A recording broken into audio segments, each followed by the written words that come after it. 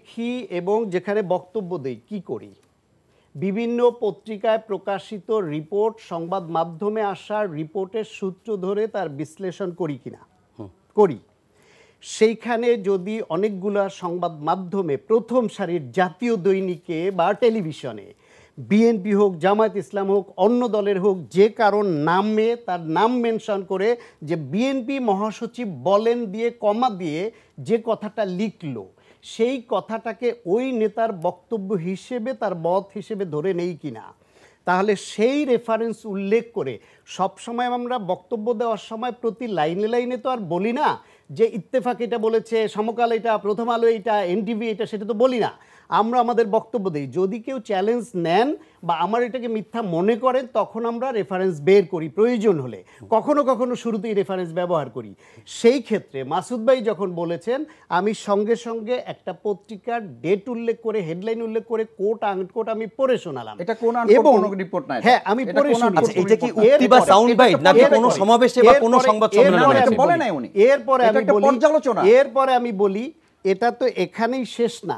যদি প্রয়োজন মনে করেন এই রিলেটেড যে সংবাদ মাধ্যমে যতগুলো রিপোর্ট হয়েছে কম্পাইল করে আমি মাসুদ ভাইয়ের হোয়াটসঅ্যাপে পাঠিয়ে দেব। আপনি হোয়াটসঅ্যাপে দিলে হবে না, আপনি যখন দিবেন তখন আরেকটা টক শো করব আপনার সাথে।